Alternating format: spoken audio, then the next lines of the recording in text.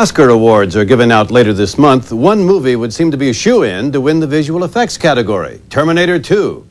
The same special effect that's been wowing T2 audiences can also be seen in Michael Jackson's latest videos and in TV commercials. We asked Judd Rose to find out what everyone wants to know. How do they do it? When I saw you kicking dirt in my eye. Michael Jackson is something of an expert at altering his own face, so it should come as no surprise he's so good at changing someone else's.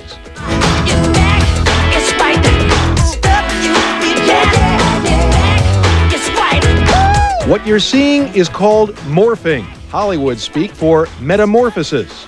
It's a startling new special effect that is, yes, changing the face of the entertainment industry. The morphing sequence in black or white began 6 months ago with a few models and actors lip-syncing to Michael Jackson's soundtrack. None of them could get it right, and it was like, so they were over the, one guy was looking this way and one looking that way, and that makes doing a transformation difficult. Difficult, if not impossible, were it not for new, powerful graphics computers which calculated what changes were needed to transform one face into another. How and when the changes occurred was determined by digital effects artists at Pacific Data Images, who manipulated the pictures down to the tiniest detail, even moving a single eyelash. If you look at the sequence slowly, you can see how the images have been gradually stretched or shrunk in different places and at different speeds. Here, you can see her shoulders and her eyebrows, but it's still his face.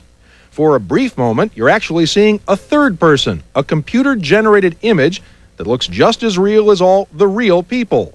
You really can recognize both of them in that same picture, and it's really kind of an eerie thing. Just watch TV and you'll recognize morphing, from the microphone in Natalie Cole's music video In every way. to dozens of commercials, the new model automobiles, and the gasoline that puts a tiger in your tank. From Exxon. But the biggest commercial success has been the movie Terminator 2, which combined new computer technology with morphing to make the year's most dazzling special effect.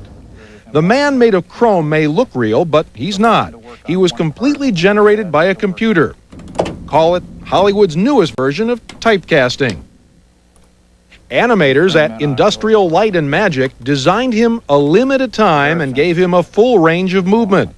Then they experimented with different skin tones and textures to see how well their chrome man would reflect the light. There's a lot of meticulous little details. Like I spent like 2 days on just making the ears correct, even though you don't see them close up, but I just wanted to make sure they're correct. In fact, it took 4 months to get everything on this artificial man to look and move like the real actor he would become in the movie. Animators even designed the chrome man with an almost imperceptible limp in his right leg to mimic actor Robert Patrick's real high school football injury.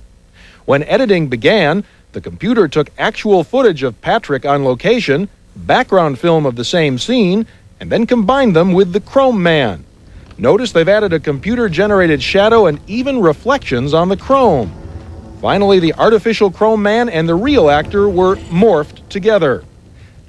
That 12-second scene took more than 5 months to complete and required a jam-packed computer room as big as a basketball court. Impressive, but what with technology moving as fast as it does these days, well, it's probably just a matter of time before everyone's morphing, coming up with their own cheap imitation of the real thing. Stay here. I'll be back.